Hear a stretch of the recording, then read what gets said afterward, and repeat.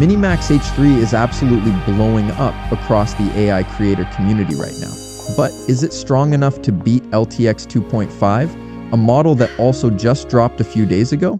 Stick with this video and we'll find out the answer together. Hello everyone, I'm Sultai, welcome back to my channel. In my last video, I introduced you to LTX 2.5, a brand new model with some seriously impressive improvements, but a lot of you dropped comments saying that MiniMax H3 is actually the better model. Okay, I'll admit it, MiniMax H3 gives you some really great quality, but is it genuinely head and shoulders above LTX 2.5? And is it going to beat LTX 2.5 across every single test? Well, let me put it through its paces, and let's find out together what the answer is.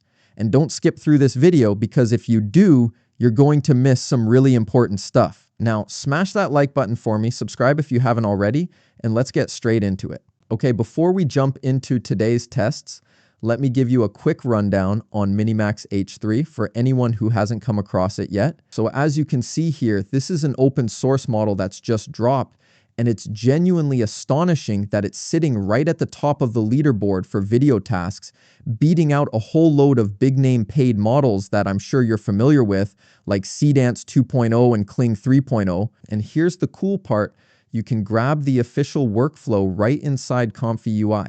All you need to do is update ComfyUI to the latest version, head over to the template section, search for MiniMax H3, and the workflows will pop up right here. Okay, pretty easy, right? But before you rush off to try this workflow out, let's run through my test together so we can see whether this model really does have something special compared to the star of our last video. LTX 2.5, let's get straight into it, okay? And here we are with the MiniMax H3 workflow. I'm gonna kick things off by testing the text-to-video workflow first, but there's one thing you need to know up front, and that's MiniMax H3's render time. Compared to LTX 2.5, it's noticeably slower. For example, in the same 10 minutes, with LTX 2.5, I can generate video at 1.5 megapixel resolution, but with MiniMax H3, I can only manage 0.9 megapixels. Now, of course, there are already plenty of techniques out there that can bring MiniMax H3's render time down considerably. But in this video, I'm not going to use any of those tricks.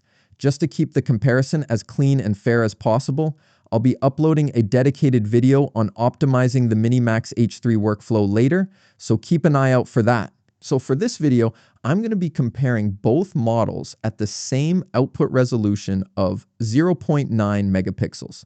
Right then, let's get into the first test. This is the same test I used on LTX 2.5 in my last video, asking both models to generate a scene of a man working in a watchmaking workshop. This test lets me check how well each model reproduces fine detail and how closely it sticks to a complex prompt. Let's take a look at MiniMax H3's result first.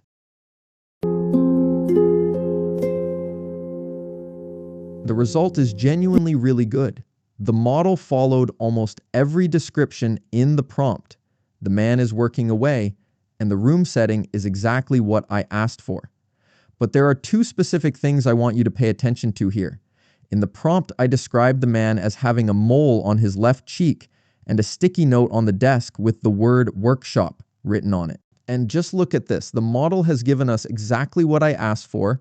We've got the mole sitting in the right spot here, and that little note with the text rendered sharply and accurately. MiniMax H3's prompt adherence really is excellent. Now let's take a look over at LTX 2.5. Generally speaking, everything's still looking pretty solid, but pay attention to those two details. Again, there's no mole here, and on the sticky note, the characters are completely mangled. And that's the clear difference between these two models. That said, there is one area where I'd actually rate LTX 2.5 above MiniMax H3, and that's its ability to produce realistic, detailed video. You can see the character in LTX 2.5's result looks noticeably more photoreal, from the wrinkles in the skin right down to the individual threads in the fabric of his clothing. This is something you'll want to weigh up depending on what you're using it for. On top of that, on a 3090 GPU, LTX 2.5 rendered this in just 1 minute 40 seconds, whereas MiniMax H3 took 4 times as long. Okay, so that's the result of our first test Pretty interesting, right? Let's move on to test number 2.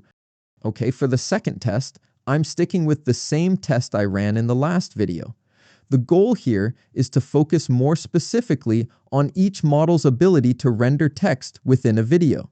This time, the prompt is a beautiful girl holding up a piece of paper with a specific line of text I asked for facing the camera. Let's take a look at H3's result first.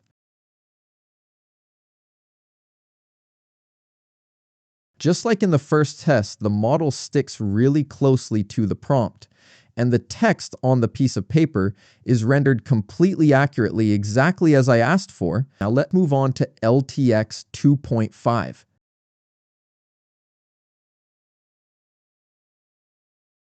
As you can see, even though the overall quality is really good, unfortunately, the text on the paper has a spelling error. That's LTX 2.5's weak point right there. This model still has a certain error rate when it comes to rendering text, whereas MiniMax H3 delivers text generation that's genuinely more stable and accurate, but H3 has its own issue in this result too, and I still want to point it out: realism.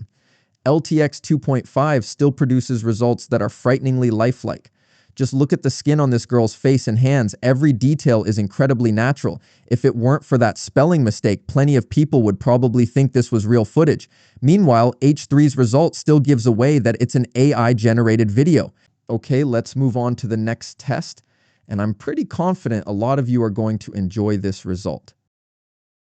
And test number 3 is Multishot, generating multiple different camera angles within a single render. In this prompt, I laid out a really clear scenario made up of 3 distinct shots. A girl walking into a coffee shop. This test requires the model to not just understand the content, but also know how to cut between scenes like an actual director would. Let's see how both models handle this challenge. This time, let's look at LTX 2.5's result first.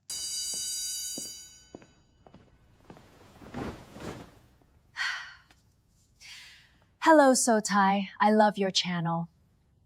Honestly, I already flagged this issue with the model in the last video. Content-wise, it still sticks fairly closely to the prompt. The character and the coffee shop setting are both represented correctly, but the problem is it hasn't grasped the requirement to split things into 3 separate shots at all. Instead, everything gets merged into one continuous shot from start to finish, with no scene transitions whatsoever. And as usual, whenever there's fast motion, we still see that facial distortion issue pop up, exactly the problem I pointed out in previous tests. Now let's move over to MiniMax H3's result.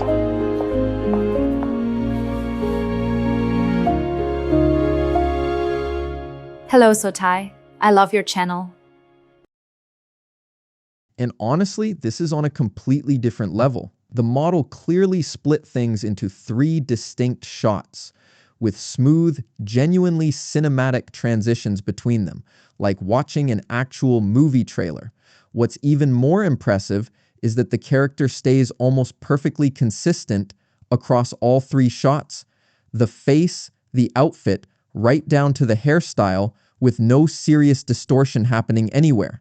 That said, the model does still make one small but notable mistake in the first shot. Instead of walking into the coffee shop as the prompt requested, the girl is actually walking out of it, as you can see right here.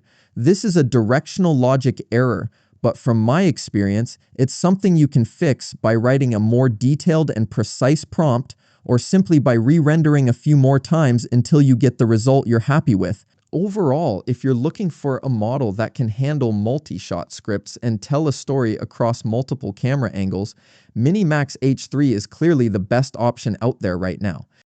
Okay, now let me test one more capability that's really important too: the ability to generate video from images. Since LTX 2.5 doesn't support the reference image to video workflow yet, for this test, we're only going to compare both models on the image to video workflow. As you can see here, I've already uploaded an image of my character. For the prompt, I'm going to ask her to lower her hand and give a smile to the camera, a fairly simple action, but enough to test how smooth and natural the movement comes out. Let's take a look at how both models perform.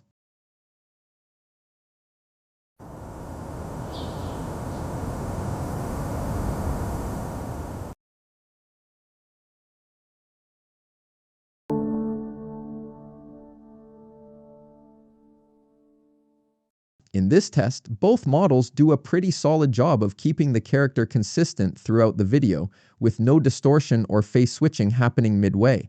That said, with MiniMax H3, I noticed two issues you'll want to pay special attention to. The first issue is around prompt structure. For workflows that include an input image, like first last frame or reference image to video, you have to write your prompt following the exact structure the model requires.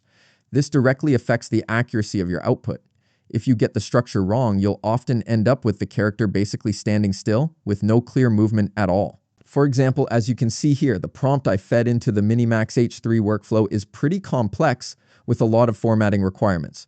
Whereas with LTX 2.5, the prompt is way simpler. I get that this could be a real hurdle for a lot of you watching this channel. So I'll walk you through how to optimize prompts for MiniMax H3 down the line. If enough of you want that, let me know in the comments. The second issue with MiniMax H3 is that it tends to automatically produce a slow motion effect.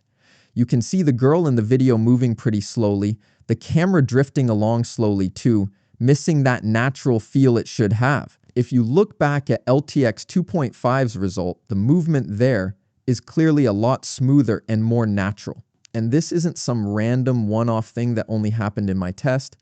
Over on Reddit, plenty of other users have reported this same slow motion issue with MiniMax H3.